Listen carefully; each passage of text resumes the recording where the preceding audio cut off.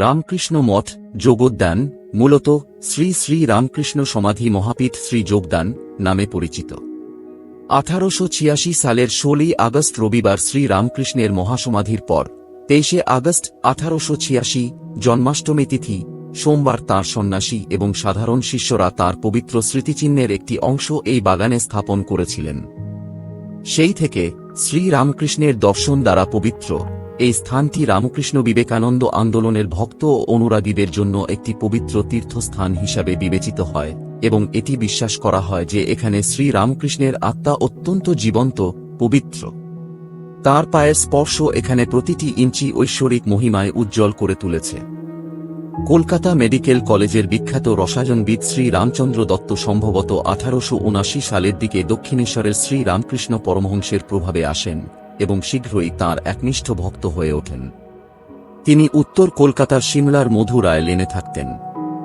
শ্রী রামচন্দ্র দত্ত অন্যান্য সহভক্তদের সাথে খুব গভীর রাত পর্যন্ত তাঁর বাড়িতে উচ্চস্বরে কীর্তন গাইতে পছন্দ করতেন, যা তাঁর প্রতিবেশীদের অসুবিধা ও বিরক্তির জন্য অনেক বেশি। অনুনয় বা বল কোনটাই কীর্তনদের থামাতে পারেনি।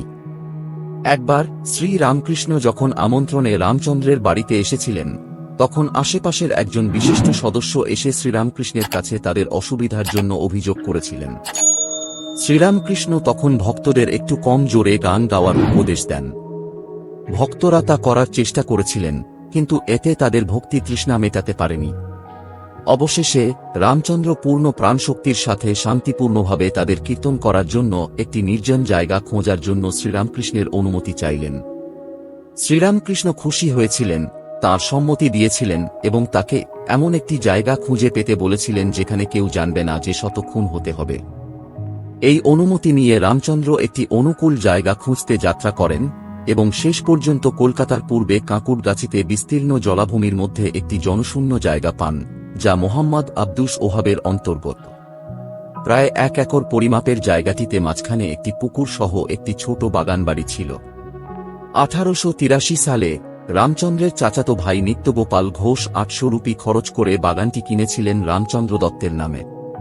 এইভাবে কাঙ্ক্ষিত স্থান অর্জিত হলেও কীর্তন অবিলম্বে শুরু হয়নি। শাকসবজি ও ফুলের বাগান গড়ে তোলার জন্য রামচন্দ্র সেখানে একজন তত্ত্বাবধায়ক নিযুক্ত করেছিলেন। এই স্থানটি সংগ্রহের কথা জেনে একদিন শ্রীরামকৃষ্ণ রামচন্দ্রকে জিজ্ঞাসা করলেন, আচ্ছা, আপনি আধ্যাত্মিক চিন্তাভাবনার জন্য এই জায়গাটি দেখতে আমাকে কখন নিয়ে যাবেন? রামচন্দ্র দ্বিধাগ্রস্ত হয়ে ভাবছিলেন, তিনি এলে আমরা তাকে কি দেখাব? শুধু কিচেন গার্ডেন? এরপর পুকুরের পূর্ব দিকে একটি জায়গা পরিষ্কার করে বেড়া দেওয়া হয়। কেন্দ্রে একটি বট তুলসী ঝোপ রোপণ করা হয়েছিল এবং একই রকম গাছপালা বেড়ার পাশে স্থাপন করা হয়েছিল। এরপর মাটি ও গোবরের মিশ্রণে প্লাস্টার করে ভিতরের মাটিকে পবিত্র করা হয়। তারপর রামচন্দ্র 1883 সালের 26 ডিসেম্বর শ্রীরামকৃষ্ণকে এই বাগানে নিয়ে আসার সিদ্ধান্ত নেন। নির্ধারিত দিনে শ্রী রামকৃষ্ণ, মহেন্দ্রনাথ গুপ্ত, সুরেন্দ্রনাথ মিত্র, ব্রাহ্ম সমাজের মণিলাল মল্লিক এবং আরও কয়েকজন শিষ্যকে সঙ্গে নিয়ে বিকেল 4টে নাগাদ একটি ভাড়ার গাড়িতে বাগানে উপস্থিত হন। বাগানটি দেখে তিনি খুব খুশি হলেন এবং আনন্দে চিৎকার করে বললেন, আহা, কি সুন্দর বাগান! আমি একবার নিজেকে কল্পনা করেছিলাম যেন আমি ঠিক একই জায়গায় বাস করছি। তিনি তুলসী মঞ্চে গেলেন, প্রণাম করলেন, পুকুরে হাত পা ধুলেন, সতেজ হওয়ার জন্য মুষ্টিমে মিষ্টি জল পান করলেন এবং পুকুরের দক্ষিণ দিকে অবস্থিত ছোট্ট কুঁড়ে ঘরের ভিতরে চলে গেলেন, যা এখনও সেখানে সংরক্ষিত আছে বেদি ঘর নামে। তিনি বিশেষভাবে তার জন্য বিছিয়ে একটি প্রার্থনা মাদুরের উপর বসলেন। বললেন, আহা, এই কক্ষের পরিবেশটি একটি মন্দিরের মতোই এবং এই স্থানটিকে যোগদান আধ্যাত্মিক চিন্তার জন্য একটি উপযোগী বাগানের নামকরণ করলেন। কিছু ফল ও মিষ্টি তাকে নিবেদন করার পর তিনি উদ্যানের উত্তর দিকে চলে গেলেন এবং একটি নির্দিষ্ট স্থানের দিকে নির্দেশ করে রামচন্দ্রকে ধ্যান ও ধর্মীয় তপস্যা করার জন্য সেখানে একটি পঞ্চকটি প্রস্তুত করার নির্দেশ দেন। কিছুক্ষণ পরে তিনি ভক্তদের সাথে তাঁর শিষ্য সুরেন্দ্রনাথ মিত্রের নিকটবর্তী বাগান দেখতে চলে যান। শ্রী রামকৃষ্ণ তাঁর ভক্তদের সাথে 1885 সালের এক সময়ে এই বাগান আবার পরিদর্শন করেছিলেন, যখন তাঁর প্রাথমিক গলা ক্যান্সারের লক্ষণগুলি সবেমাত্র প্রকাশ পেতে শুরু করেছিল। রামচন্দ্র দত্তের পীড়াপিড়িতে প্রখ্যাত চিকিৎসক ডা কৈলাসচন্দ্র বসু এখানে তাঁকে পরীক্ষা করেন। শ্রী রামকৃষ্ণের দর্শনের পর রামচন্দ্র বাগানটির নামকরণ করেন রামকৃষ্ণ যোগোদ্যান এবং পুকুরটির নাম রামকৃষ্ণ কুণ্ড। পরামর্শ অনুসারে একটি পঞ্চবটিও রোপণ করা হয়েছিল। শ্রী রামকৃষ্ণ 16ই আগস্ট 1886 সালে কাশীপুর গার্ডেন হাউসে শুভ ঝুলন পূর্ণিমা রাতে 1টার একটু পরে মহাসমাধি লাভ করেন। পরের দিন বিকেলে কাশীপুর শ্মশানে তার নশ্বর দেহ অগ্নিদগ্ধ করা হয়। তার ভক্তরা শ্রদ্ধার সাথে একটি তামার কলসিতে তার পবিত্র অবশেষ সংগ্রহ করে কাশীপুর গার্ডেন হাউসে তার বিছানায় রেখেছিলেন। যেহেতু গার্ডেন হাউসের ভাড়াটে সময়কাল ততক্ষণে শেষ হতে চলেছে, শ্রী রামকৃষ্ণের পবিত্র নিদর্শন সম্বলিত কলস কোথায় সংরক্ষণ করবেন তা নিয়ে তরুণ ভক্তরা সমস্যার সম্মুখীন হন। রামচন্দ্র দত্তের প্রস্তাবে এবং নরেন্দ্রনাথ, গিরিশচন্দ্র ঘোষ এবং অন্যান্যদের সম্মতিতে যোগোদ্যানে কলস আন্তঃকরণের সিদ্ধান্ত হয়। পরে এটিকে নিরাপদে রাখা এবং প্রতিদিনের উপাসনার জন্য কলকাতার বাগবাজারে বলরাম বসুর বাড়িতে স্থানান্তরিত করে।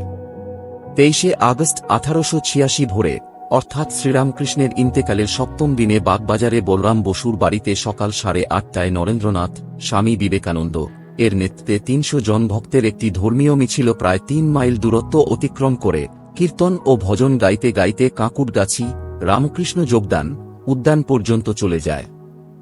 বেশিরভাগ পথে শশী, স্বামী রামকৃষ্ণানন্দ তার মাথার উপর কলসটি বহন করেছিলেন।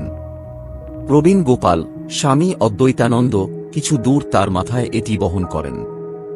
আনুষ্ঠানিক পূজার পর পবিত্র ধ্বংসাবশেষ সহ কলসটি অবশেষে তুলসী গাছের কাছে অত্যন্ত গম্ভীরতার সাথে সমাহিত করা হয়েছিল, যা শ্রী রামকৃষ্ণ প্রথমবারের মতো বাগানে যাওয়ার সময় পবিত্র করেছিলেন।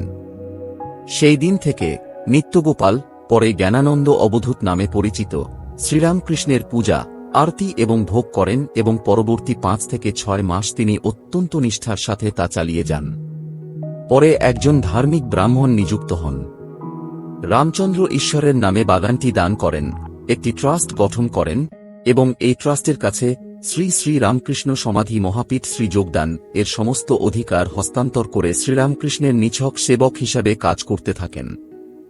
আজ এই স্থানেই শ্রীরামকৃষ্ণের মনোমুগ্ধকর মন্দির দাঁড়িয়ে আছে। প্রথমে মাজারটি খোলা অবস্থায় রেখে দেওয়া হয়।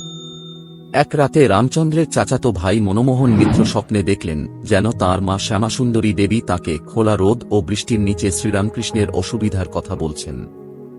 তিনি রামচন্দ্রকে তাঁর স্বপ্নের কথা জানান।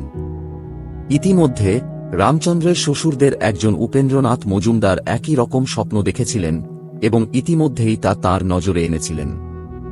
অবিলম্বে রামচন্দ্র পবিত্র স্থানের উপরে একটি স্থায়ী কাঠামো তৈরি করার সিদ্ধান্ত নেন। অনেক চিন্তাভাবনার পর অবশেষে সকল আচার অনুষ্ঠান পালন করে সেই বছরের শ্যামা পূজার দিন একটি ইট নির্মিত আচ্ছাদিত স্মৃতিসৌধ নির্মাণ ও উদ্বোধন করা হয়। স্মৃতিসৌধের অভ্যন্তরে একটি ছোট বেদি তৈরি করা হয়েছিল এবং এর উপরে পবিত্র অবশেষ সম্বলিত কলস রাখা হয়েছিল। স্মৃতিসৌধ নির্মাণের পর রামচন্দ্রের পৃষ্ঠপোষকতায় শ্রীরামকৃষ্ণের নিত্য পূজা, ভোগ, আরতি নিয়মিতভাবে চলতে থাকে।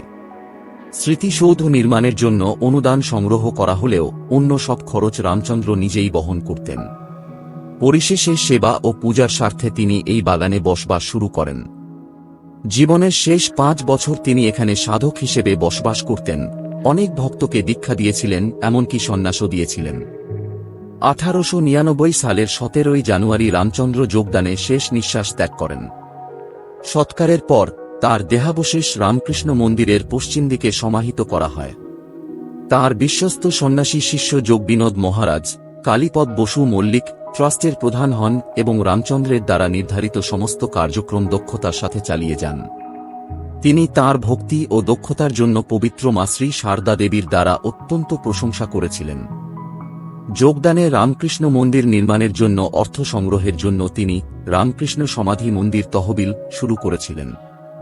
তাঁর তত্ত্বাবধানে মন্দিরের ভিত্তিপ্রস্তর স্থাপন এবং নির্মাণের অর্ধেক কাজ সম্পন্ন হয়। এমনকি মন্দির সংলগ্ন একটি ছোট নাট মন্দিরও তাঁর শাসনামলে নির্মিত হয়েছিল। 1990 সালে রামচন্দ্র দত্তের স্ত্রী কৃষ্ণপ্রিয়াসিনী দেবী যোগদানের উত্তরাধিকারের জন্য আদালতে মামলা করেন। যোগদানের সেবকদের স্বামী যোগবিনোদ এবং তাঁর শিষ্যদের এই আইনি লড়াইকে রক্ষা করতে হয়েছিল। বহু বছর ধরে এই আইনি লড়াই চলে। যোগবিনোদ মহারাজ এবং ভক্ত মনমোহনের পীড়াপিড়িতে পবিত্র মা শ্রী শারদা দেবী নবনির্মিত নাটমন্দিরকে পবিত্র করতে 1901 সালের জন্মাষ্টমীর দিনে যোগদানে এসেছিলেন। তিনি নিজেই মন্দিরে শ্রীরামকৃষ্ণের পূজা করেছিলেন এবং সারাদিন এখানেই কাটিয়েছিলেন। অবশেষে 1926 সালের 14 সেপ্টেম্বর যোগদানের উত্তরাধিকারের বিষয়ে রামচন্দ্র দত্তের বংশধর এবং যোগদানের সেবকদের মধ্যে দীর্ঘস্থায়ী এই আইনি লড়াইয়ের সমাপ্তি ঘটে। তারপর শ্রীরামকৃষ্ণের ভক্তদের দল কলকাতা হাইকোর্টের সলিসিটর যতীন্দ্রনাথ বসুর সভাপতিত্বে 1927 সালের 26 জুন কলকাতার অ্যালবার্ট হলে একটি সভা আহ্বান করে। সভায় সর্বসম্মতিক্রমে রামকৃষ্ণ মঠ বেলুড়ের বোর্ড অফ ট্রাস্টির হাতে যোগদানের পরিচালনার দায়িত্ব হস্তান্তরের সিদ্ধান্ত নেওয়া হয়, কিন্তু তাৎক্ষণিকভাবে সিদ্ধান্ত বাস্তবায়ন করা সম্ভব হয়নি। দীর্ঘ 16 বছর অপেক্ষা করতে হয়েছে। অবশেষে 21 মার্চ 1943 সালে যোগবিমল মহারাজ একটি নিবন্ধিত ট্রাস্ট ডিডের মাধ্যমে বেলুড় রামকৃষ্ণ মঠের ট্রাস্টি বোর্ডের কাছে যোগদানের সমস্ত দায়িত্ব হস্তান্তর করেন।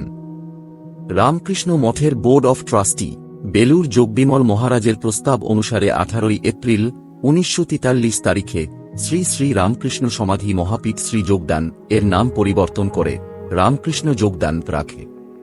তারপরে 23 মে 1973 তারিখে বেলুড়ের রামকৃষ্ণ মঠের ট্রাস্টি বোর্ড জায়গাটির নামকরণ করে রামকৃষ্ণ মঠ যোগদান।